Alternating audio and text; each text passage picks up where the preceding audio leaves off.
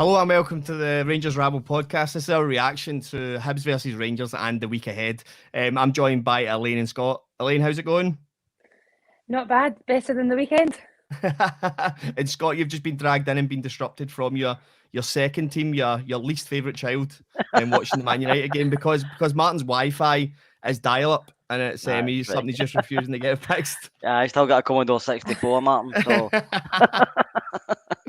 So we're a wee bit later than starting. We did say we'd be starting at 7 o'clock, 5 minutes late. Hopefully people are joining as we go. Martin is running things in the background because he does like to host everything and keep all the information to himself, and only him and Cammy really know how to run this. So we'll do our best. Martin will pull up your comments. We will react with them, but we have a very basic agenda on today. It's a very exciting week after a really terrible Sunday, sorry. We're going to talk about the Rangers Hibs game. We've obviously done a reaction pod already, but different people, different voices, different opinions, and also we've all had less to drink and calmed down a little, able to breathe. Guys, where do we start? Elaine, that game, now we've had the cold light day. I was absolutely wrecked at the game, so I put myself through the ringer this morning and rewatched it. So, no. Yep. I wasn't. I was stone cold sober at the game, and I felt every one of those 90 minutes. Do you know, it doesn't get any better. We've had a couple of days to process it. We're all obviously angry, disappointed, etc. You still are now.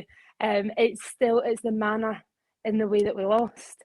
It was just everything about it. It couldn't have probably gone much worse than it did.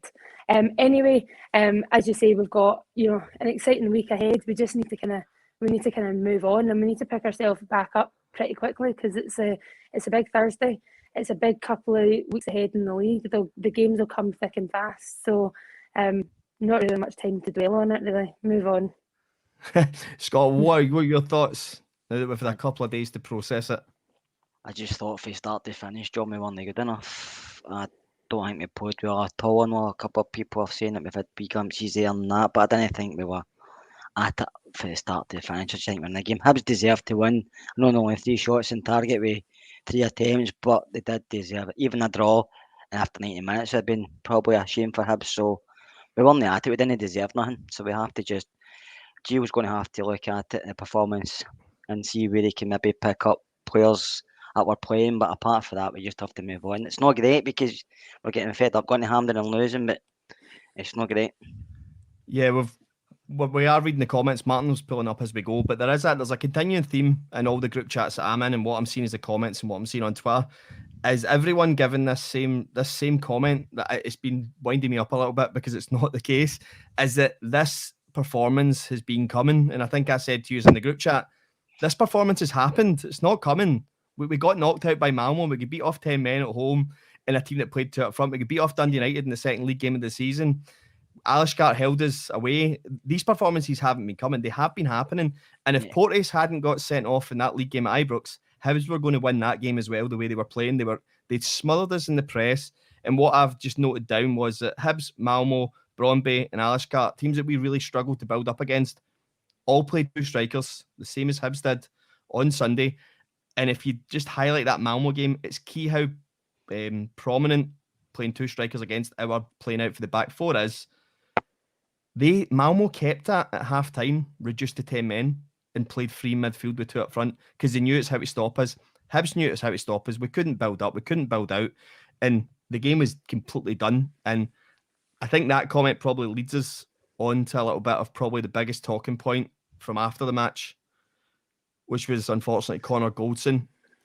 I was in the pub when I got sent the quote through, and I'd only seen that 30-second clip, so I didn't know that it wasn't a continuous clip. I just thought it was the clip, just a bit of a clip.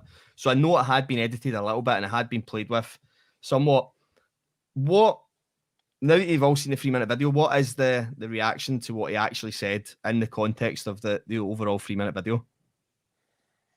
I think for me, we all reacted the same way when we heard it because the snippets don't sound good. I think when we have a bit of time to process it, when we're not quite as emotional and quite as angry about the result, it's probably difficult to disagree with the majority of what he says. Personally, for me, I don't think that airing your dirty laundry in public is a great look. I know some people think he's just being honest. He's kind of calling out the whole team. He's saying what we have all been saying. But I don't necessarily think that that's a great thing to come out with. And the thing for me that still disappoints me was in terms of saying, you know, they kind of knew it was over at half time. That's still, to me, I think that's a bit of a problem. And I don't, as I say, I don't necessarily think that what he said was wrong. Because I think we've all been saying it as well, that they don't look like the same team. But I would say that there is a bit of an issue there in terms of if you've won one trophy out of now 10, why have they got complacent? Why have they lost hunger? And I think that raises a lot of questions as well for me. I don't know if Martin's seen that comment, but one of the comments that I can see right now is if that's what Goldson is saying in public, can you imagine what he's been saying privately for the last month or so? And that is key. Players will not do this. This will have been planned, not necessarily planned because we did not plan to get beat. But I reckon Tavernier and Goldson, whichever one was having fronted to go out and speak to the media after this game, the way it went, I don't reckon this is someone who's emotionally aired their dirty laundry. I think this was a deliberate thing to some players preparing themselves for Van Bronckhorst coming in on Tuesday to say there's a few players in this team that need to get a think. Gerrard had said the same thing. I'm sure he said something similar a few weeks ago about the egos and the performances weren't there. And I think it was the same people that he was digging out. I mean, we can only speculate as to what players he's talking about. He possibly was. The one thing I would say, and I know he's saying that as vice captain, and he's coming out and he's the one thing I would say is that his performances are probably up there with the ones this season that, you know, if you said to me a player this season who performed so well last season and who really has struggled this year and who's cost us numerous times, Goldson would be one of the first people that I think has lost form. So absolutely he's made the comments, but also I think I wonder if it should be directed at himself as well a wee bit. Yeah, what do you think, Scott, of that? I think Goldson actually included himself in the comments. I don't think he was not including himself. The way he said it, I only heard what folk were telling me after the game. I didn't watch it until the next morning, and I seen it. And I actually agree with everything he said, because when he said it was over at half time, I turned to my nephew and my sister and said exactly the same thing. Did you want to go? Yep. And that was at half time. So I can't disagree. Maybe actually stayed to the 80th minute, but I don't know why we stayed to the 80th minute. But he's not really saying anything we've not said. It's just because I think he's heard it in public. And I think some of the fans don't like that. But maybe he's heard it in public to see if he can get a reaction for the players. Maybe he's heard it in public, like you said, John, to see if he gets a reaction for new management coming in. I don't know, but it's not just been done in a whim. He's obviously, you said, it's been in the background. Dressing rooms are a funny place because, like you know, and probably Elaine knows, you don't like everybody you work with. And football dressing rooms are exactly like that. So you don't know if he's hearing that other players in the team. He's just hearing it because he's getting frustrated. He's getting fed up. He has been poor himself, but he's not been the only one. Yeah, I totally agree with Goldson. I think it's been a reference to the whole way we play, and the whole way we play was pressing from the front with people who were able to do the work, and I think the midfield were able to do more work, and I think that then reduced a lot of the defensive work that Tavernier, Barisic, Goldson, and whichever the other centre half was having to do, and also reduced a lot of the stuff McGregor was having to do at times as well. And I don't know if that's just all coming crashing down because the whole thing's not working. Because Goldson was high praise for the coaches, the way they were set up. All information, he took the players completely their responsibility. I think now there is a wee bit of a shake-up. I think we'll now see with Van Bronckhorst in. I think Goldson's still our best defender, which he needs to start showing. I'm hoping a new coach and a slightly new style and just maybe a fresh year. I said this at the point in the pub to a few people after the game. Sir Alex Ferguson and Man United, you'll know this, Scott, changed his main coach every 3 years because he said the same voice in the training ground went dull. He could see it in the players when he was younger. And he then made a point of that. He said 3 years was the max. That was becoming the trend for managers as well. You could only stay successful for 3 years at a club, and it would then dip. We've seen it with Mourinho. It happened to everyone. We've seen it with Wenger, finished at Arsenal. And Ferguson chose to change the head coach and then not be on the training ground with them, just so they did not get that relationship. They didn't get that comfort. It was constantly the same. And I just think that's what that felt like under Gerrard. It felt like everything had been done and that goal setting thing is so important. And I don't think Gerrard had anything after that, because he said it in his Aston Villa press conference. The remit was achieved. Remit wasn't achieved. There was obviously nothing off the back of that. And I think it's just everyone. And Gerrard's been the one that's been able to leave first. And all the players are now stuck. Hopefully a new manager coming in, he'll set the goals, and that'll be the players will get back to performance. Kept seeing people saying Gio's got one hell of a job in his hands. He has to get people motivated, but he has 4 points clear at the top of the Scottish Premier League, and he's a 2-goal win away from European football after Christmas with a game to spare. It's hardly a crit. We've had managers come in worse situations than this. We have. I think it's just the way we've been playing. We know we've got to be conceding goals first most games this season. We can't keep coming back for that, no matter who you are. So I think it was always going to come back and bite us, which it did, obviously, on Sunday as well. And I think at the start of the season, I did say, John, I think if a few players left for a bit of money, we could refresh in the squad. I think that's what the squad needs more than anything. I think it needs to be refreshed. I'm looking at comments. Scottish lad, I actually agree. Helander is the best defender. Goldson's the best available defender right now. I think Helander's miss has been a huge miss for us with his injury. But yeah, you're right. Out of the ones available, Goldson is the best defender that's available. Did any of you watch the 8-minute video of Gio's first training day? No. I watched about 2 minutes of it, and so I watched. So I don't know if the 2-minute video. I watched the 8-minute video. I don't know if the 2-minute video showed it. It didn't really show too much information, but it showed a passing box, just a simple wee warm-up passing box. And I don't know if you've seen the Ryan Kent one. Yeah, with Rob Mackay. Where Roy Mackay says, "Keep it simple, tricks are for the circus." And I don't always like to highlight things like that, but everyone knows what Dutch football is like. It's passing in one touch. It needs to be quick. They like to move the ball. They don't like to dwell on the ball the way that some of our midfielders seem like they're doing.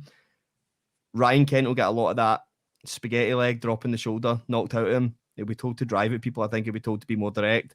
And I think that's just almost feel like that was a wee bit deliberate. I think they know exactly who they've got with Ryan Kent. They've got somebody that's going to be absolutely tremendous if they can get him working. So I don't think that was a dig at Ryan Kent. I don't think it was meant to piss him off. I think they were deliberately trying to get just basics into his head. We're going to go back to basics. We're going to move the ball quickly. Your job is to drive at people. It's not to cut back. I mean, well, that's what we need to do. Do you know some of the videos from even just last season, especially in Europe? You see the clips. Some of our football last year was brilliant, and we've become so easy to play against, because especially if teams get a goal up, sit back, we'll have the majority of the possession, but we don't do anything with it, and we can be quite slow, we can be quite passive, and we're very deliberate. You can see what's coming a mile off. So absolutely, if we go back to that, because we know these players are capable of it, we know that they've got it in them, and I think that's key to getting us driving us forward. What about the press conference yesterday? Obviously, there's a good 20-minute press conference with Van Bronckhorst, who was facing all the media, internal and external, on Sky and then on Rangers TV. Was there anything that stood out, Scott, from yourself, or that you took from it? You just said all the things you'd expect him to say, sounding positive and stuff like that. But the words are fine. You don't want him to come there and be a nervous wreck. He's not going to be, because he knows the clubs, he knows the situation.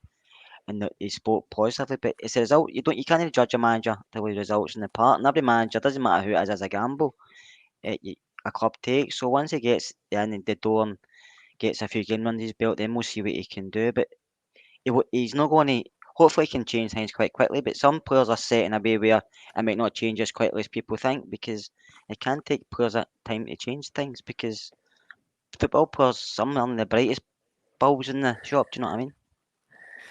I do think I've seen a lot of people doing the lazy comparison, journalists as well, with one of his comments around he'll be a hard manager to please if people aren't working. And a lot of people were doing the very lazy Rangers Dutch advocate link. It sounded very advocate-esque. This is a guy who worked under Rijkaard at Barcelona when Rijkaard was falling out with Ronaldinho, who was the best player in the world at the time, but not turning up to training and not putting in the effort of training, and he dropped Ronaldinho from the squad as a result. This isn't a guy, you don't need to just go to advocate. This is a guy who's seen managers make tough decisions with the world's best player. That should be the reference that people are pulling when they look at Ryan Kent. If they look at Glenn Kamara's performances, Barisic, Tavernier, that Gio's been around a manager who has dumped the world's best players on their ass. He will know what to deal with. So Martin's just pulled up his Katic back yet. I've heard very mixed rumours about Katic and his spell on loan just now. He was subbed at 2-0 down at the weekend and his team came back and won 3-2. That's probably not a good sign for how it's going, but that could just have been a one-off game. But I felt Katic had a lot of that at us. I remember Dundee away game, maybe St Johnstone, sorry, where he had an absolute howler of a 90 minutes. So, but he is coming back from injury, so I don't know about Katic. I wouldn't put too many eggs in the basket of Katic returning and being our saviour. I think there's more. There's more at play here. My only concern would be that Jack Simpson is the one waiting in the wings. That's not. Do we know if because De Balogun come off with a bit of a knock, and Bassey came on? Has there been any sort of discussion on that? Do we think you'll be fine for Thursday, kind of thing? Balogun wasn't in the training videos, so I'm assuming Balogun was injured, or I mean, he could have literally just not been picked up. But I've seen everyone else. I've seen Jack Simpson. I've seen Bassey. Seen Barisic. Seen Tavernier. If he's got a knock, he could also be resting and have a fitness test maybe tomorrow or Thursday morning. Yeah, I think Balogun just can't play too many games in a row, which is harsh. But I also didn't realise he was 33. I didn't actually realise he was like already well in his 30s. I thought he was a lot younger than that. So it could just be that that's something that's always been through his career. So yeah, I wouldn't be completely shocked if we have to go with Bassey at centre half on Thursday. I watched highlights. It was only a 6-minute video of the Sparta Ostrava game at the weekend. So the good news is, although we got scudded in a big game, Sparta got beat 4-0 away from home against Ostrava. Jakub Pesek was missing. He is questionable for this game. He scored 7 goals, created 5 from midfield this season. He is their danger man. If he is missing, he was good against us. If he's missing, that is a massive boost before we go into this game. Because without him, they rely heavily on their defence. And their defence, if you look at their game against Ostrava, it was 4-0 going on 6-7-8. So if you think we looked like a shambles, go and watch that 5-minute video clip. They were wide open. And this leads us on to maybe some team selection. Ostrava created 5 chances from the right back crossing the ball high up the park, which immediately to me screamed, Patterson won't be coming in for Tavernier. If they've done their analysis on that game, they will see the weakness in that left back and the left winger not tracking. It was 2v1 every single time. They got 3 goals from it as well. So there is a clear weakness to challenge there. Tavernier will keep his position, I reckon, just because of that. And it's not that Patterson's not capable, but if you get Tavernier in dangerous positions, he makes up for the lack of defensive ability he's got if you work hard. That's why we put those midfielders in there. That's why we're meant to have a Ryan Jack or Scott Arfield to work, because you know Tavernier's going to get stuck there. Cammy, I didn't know that. So Simpson's not in the Europa League squad, so it's Bassey regardless. So yeah, what would you guys expect to see for Thursday? I think he will change it. I think he will change it because, like you, I don't think he'll drop Tav. I think one of the things he did say in his press conference was, at the moment, Tav's going to stay as captain. I think that's the right call in terms of coming in. To be honest, I don't know who else you make it at the moment. Who else is a guaranteed starter? I know we're talking about Tav and Patterson and that changing, but the whole team has been kind of different selections all season. I wonder whether or not I think he'll stick with McGregor as well, but that's a kind of question mark for me over the next couple of games, whether or not Gerrard obviously was chopping and changing quite a bit. I think McGregor still is the number one, but I would maybe question that at the moment. And see whether or not we stick with that all season. Scott, what do you think on the McGregor one though? Because that seems like that has been the one point of congestion. I haven't seen the second goal that Hibs scored from a decent angle. I've not seen the angle I need to see. In real time at the stadium, it looked like it went through McGregor's hand. I've It, not it, seen it a was very replay that close to. confirms that. I was in the West Stand. I was behind the goals. It was very close to him, but obviously when you're at a game, everybody's standing up and moving about, and you don't get a proper view. I thought he could have done better, but I've not watched the game again. I'm actually not interested in watching the game again. To be honest with you, No, I wouldn't put myself I through watched it. enough football, so I'm watching the Rangers game again. I don't know. I think Alan's his demeanour's changed this season. He's not as vocal. He's not as seems enthusiastic, boisterous, aggressive in his own penalty area. He's not going through players and make a mistake. He's not shouting at players. And I think maybe last season, maybe his body was telling him that's it over with. But I think he did say he wanted to play in front of fans again. So I've been told. I didn't hear in the comment, but I've been told that's what he said. So if that is correct, he might have played this season too long. Only Alan will know that. Yeah. I'm not the biggest fan of John McLaughlin either, because I think that's a problem. I think that's probably how Gerrard maybe changed him as often.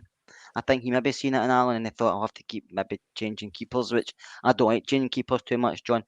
I know clubs do it, but I like to keep a constant back four and goalkeeper just to keep them together all game. They get more and then they get understanding each other. So I don't know what's going to happen, but Alan doesn't look like he has in the past. He's never been great at cross balls, and a lot of people were shouting him at that on Sunday, but he's never been the greatest at cross balls all his career. He's always been a good shot stopper, but I just think Alan's standards have dropped a lot this season. I think it looks as if there's a difference in the relationship between him and the back four. It doesn't help that we've changed centre half so frequently and we've not had a settled back four.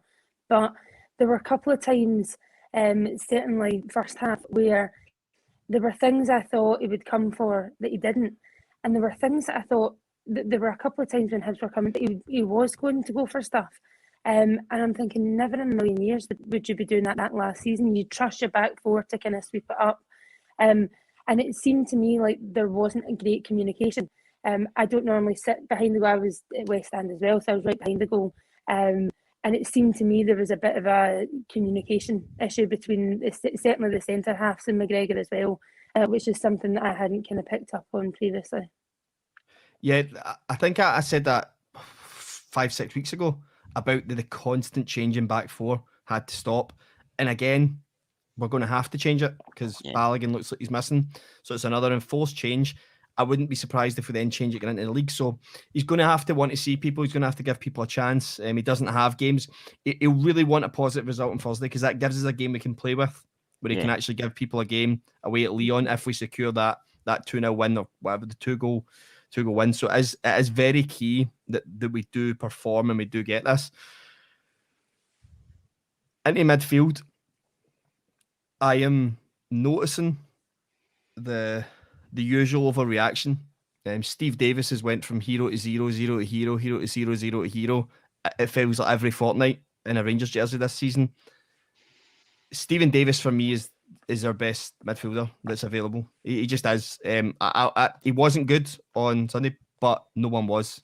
There was nobody in that team that could even remotely pass marks. So to have this stock, it's the same with any football team though. Lundstrom's stock will go up while he's out of the team. Yeah. And Davis's will go up when he's out of the team. Davis is the best midfielder. He proved that. I know it was against Motherwell, but he just dictates and controls games. He was amazing against Italy. Yeah, I watched that game. He was amazing against Italy. He's amazing. So Davis hasn't finished. See, if you think Davis has finished, you've not been watching enough football. You just haven't. He's been poor at times for Rangers, but he is nowhere near finished. He's still sharp. He's still fast. Just everyone. Hibs racing into that 2-0 lead just shocked everyone. That was what happened. So I don't know. I wouldn't have Lundstrom in instead of him, but I wouldn't be opposed to Lundstrom being in with him just now. Just if they think they're susceptible down the right side rather than having an Arfield or a Hadji, someone that's attacking. But then if you do that, my God, Glenn Kamara's allergic to shooting. So you're then asking a lot for your front three to do stuff. And I don't know how that works. So, Elaine, what's your opinions on the three that you go with against Sparta? In the midfield, sorry, I was racing ahead of you there, thinking I was about to ask you whether or not you'd start Alfie. Do you know, I would kind of agree with Davis being in. I'm not a massive fan of Davis and Lundstrom together. I tend to think it's one or the other. And to be honest, I suppose the disappointing thing is, see, when I saw the team on Sunday, I didn't really have any arguments with it. And to be honest, I would look and say that having Davis, Arfield and Kamara potentially can strike the right balance. Obviously, it didn't, and that's where I would have said, actually, I would stick with that. But then after Sunday, maybe you do need to change it. Yeah, I agree with that. I actually think he got it nailed. I thought the exact same. I know the B team managerials have taken a lot of stick. We won't go back to the Hibs game too much, but the Arfield thing stopped Doig really moving down the left-hand side. It just, the problem was everything came down the other side, and that's where the mistakes were. But I felt that the team was the right team at the time. I just think we didn't capitalise. So I did think that the midfield was strong enough. I was quite happy with that. I do think there's an argument for a 4-2-3-1 change to get Hadji into that 10 position and maybe having Davis and Kamara sitting in midfield with him in front, because Hadji's got a lot of restrictions, and if you play him wide in the front three, you're going to notice him more because he's not got pace. My mates are always saying the same thing. If Hadji had pace, he wouldn't be at Rangers. He wouldn't be here. If Hadji had pace, he'd be the complete modern footballer. If Hadji had pace, and he wouldn't be anywhere near Rangers, he'd be at a Premier League club at the high level. That's where he would be. So you need to play his strengths, and his strength is receiving the ball in the half turn and going forward. Van Bronckhorst will recognise that. I reckon Hadji's going to have a really big Rangers career over the next 6 to 7 months, and I think it will be. I know Van Bronckhorst mentioned the 4-2-3-1 that he likes, along with the 4-3-3. I think we'll see Hadji with two sitters behind him. Just what you were saying there is that Hadji under Van Bronckhorst is probably one of the ones that I'm most excited about in terms of people that I think we can get a reaction, but also will play to his strengths, and we'll hopefully start adapting. I think under Van Bronckhorst he could be really excellent. I hope so anyway, but he's one that I think it'll be really interesting to see if Gio can get the best out of him.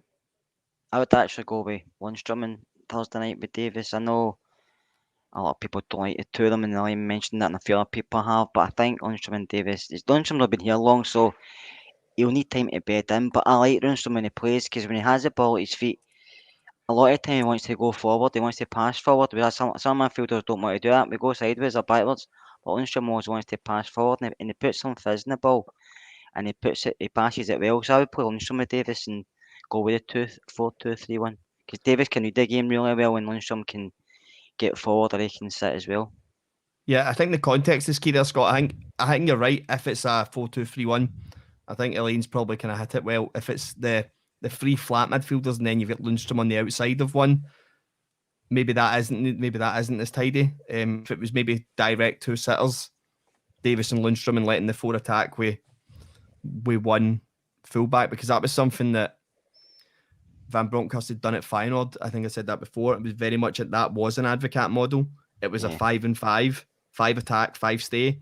So that wouldn't necessarily restrict you, but it would normally mean that 2 centre halves, 2 centre midfielders, and you attack on the side the fullbacks on and keep the other fullback in the centre mid to cover any area that breaks up. It's not an exact science. One midfielder might go and 2 fullbacks stay, but it will be more restricted and more worried about if we also lose the ball, we're in a strong position to retain it again, and we will not be counted on in the way that we have been recently. I think now the most controversial one out of the lot is our number 9. This seems to be the one that is like it's causing a lot of indifference, because it'll be really key to see quickly what Van Bronckhorst expects of his number 9 in this team. Where are we? Like I don't think we've had a number 9 all season. We've not had Sakala's looked okay in little bits against mediocre teams. Roof for me is our best number 9, but he's made of glass, and we can't rely on him to be fit. So that's a concern for me. No, he wasn't. But that doesn't mean he wasn't there. It just was like on recollection, he didn't. I didn't notice him. I noticed no, he wasn't, because I noticed the young Colombian boy was in it. Yeah. So it was him, Defoe, Morelos, Sakala were the 4 that I seen definitely in their box. So yeah, Roof must be carrying a knock as well. So the problem with Morelos is nothing's sticking to him. And then he comes deep and he plays a Charlie Adam pass. which goes out the park at times. Do you know what I mean? He done it on Sunday twice. He tries to cross the field with the ball and tries to switch it, and he doesn't find his man, and he's getting deeper and deeper. Whereas before, Alfie was good at holding the ball up and turning people, or bringing others into play with the short passing and moving. I don't know what's getting into him. I don't know what's happened. I don't know if he's just get very comfortable, his performance levels have dropped, or he's just can't be arsed. I don't really know the answer to that. But I just think, can we rely on him when we actually need to get some goals, because he's not really been hitting the heights in the last few games. We changed our system under Gerrard. We slowly got into the system that we now use, because whenever Morelos was suspended, we had a real problem. So we could never play the way we had been playing in the first 2 seasons, where Morelos was the main man and he was battering defenders. He was digging us out of holes in Europe. He was overperforming, I think, probably based on how he looks just now. We changed the system so that anyone could come in and take that position and do that role, so that we weren't heavily reliant on one player. I don't think Morelos is technically good enough for what we want to do with the players we have. It needs to be someone like Roof, who is really good link-up play, really good on one touch. I said in our chat, Morelos completed 3 passes in a row direct to Paul Hanlon. Like, he never even had to intercept him. They went direct to him. And all I could genuinely think about was, this is really, really bad. Like, it's really poor. Like, it's really poor technique. And if you're telling me the one thing that I would recognise as a Dutch team being perfect with and being really, really stringent about, will be their technique on the ball. And Morelos isn't that. No. Morelos' best work comes from chaos. So I think he needs to really... We might see a totally different guy. We might see somebody who's capable of all this, and we've just been missing it or overlooking it, or maybe we're just being too hard on him based on current form. Because confidence plays a huge part. So much depends on his attitude. And the thing is, confidence and attitude will go hand in hand. And obviously, obviously, if he's scoring goals, his confidence is up, and he's going to start, being the aggressive player that we want him to be. But also his attitude needs to improve as well. And I mean, we've all picked up on it that everyone can have a stray pass, but there was a laziness about Sunday and a lethargic nature, and just everything was a bit half-arsed. And I think that's the thing. And I think that for a lot will depend on what Gio's seen, because if he just, this is potentially a huge turning point. If he kind of gets the finger out a wee bit, gets, screws the nut and just gets his head down, he's still, for me, the best person that we would have in that on his day. For me, if you were doing a team sheet, if Morelos is on form, he's one of the first names on the sheet. It's just obviously that he's not been on form. So I think his attitude's key. I really do, because I think when he turns up and when he's got the right attitude, he's a totally different player, and that's what's so frustrating. I think he just has to go back to keeping things simple and doing what he does, and not trying to be a better player than he actually is.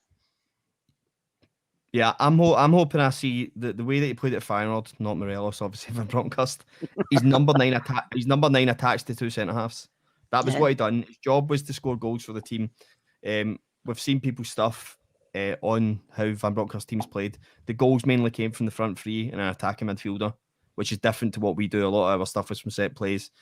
So there is that there. I'm hoping we get to see Morelos playing in there and bullying defenders, and just I hope we start to see this. Van Bronckhorst is only going to have one detailed session. That was today. Tomorrow will be more tactical and it'll be light running. So he's only going to have that before Sparta Prague. So he's not got a lot of time to embed anything. But he did say he's seen some stuff that he already wanted to work on. So I'm hoping that's there. Before we just go into Sparta, obviously, I think it just popped up there.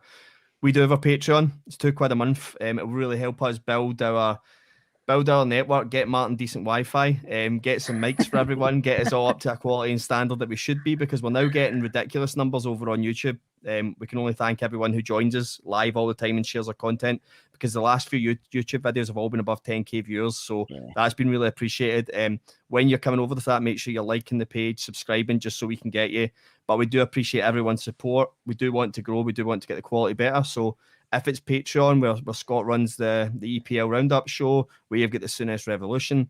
There'll be more content the more subscribers we get. We are trying to build a catalogue and get you stuff regular, because everyone's sitting in work now and sitting at home where they can listen to podcasts, log on to YouTube while they're doing their day job. So if you know anyone that likes it or will be interested, please do. Last thing, Sparta Prague, what are we thinking? 2-0. Off we go. Get the passports out for after Christmas.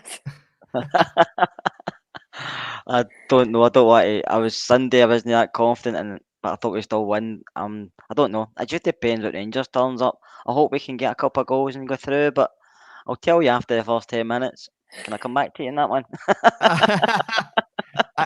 I don't agree. I agree with Elaine in the sense that I think we'll get the 2-goal victory, but there is no way with the PTSD from Sunday's first half that I can confidently say we'll get a clean sheet. But having watched, please go watch it. I'll send Martin the link and you can go watch the 5-minute highlight. Sparta Prague were horrendous on Sunday. They were it was 4-0 going on 6-7-8, whereas we conceded the only 3 shots we faced the whole game. So there is that little bit of nuance where Sparta were all over the place. But I will say, Jacob Pesic, that would be the key for me. He's still 50-50. If he's missing, Davis, Kamara should really be able to impose that midfield and dominate that midfield and get people on the ball high in the pitch and get, from looking at where they were weak with crosses, this is why I wouldn't drop Morelos for this game. Because if you can get Tavernier and Barisic high up the park, putting in any quality across, you'll see the Morelos we normally do in European nights. And if you just stick him between the 2 bloody centre-halves and tell him to attack the bloody ball. Van Bronckhorst said he's seen it firsthand when he was at the Feyenoord game. Yeah. You've seen what Morelos does to teams. If you get crosses to him, he'll get you goals. So I'm hoping we see that for the Sparta game. So can only thank everyone for joining us. If you know anyone that'd be interested in this, please do share, please do retweet our content. We will only grow through grassroots methods, which is people retweeting, people sharing, people liking, people subscribing. We really appreciate people giving up their time every time they join us because the numbers have been ridiculous. Elaine, Scott, thank you very much for joining us. And we'll see you all on Thursday for the Sparta Prague reaction to us qualifying for the Europa League after Christmas.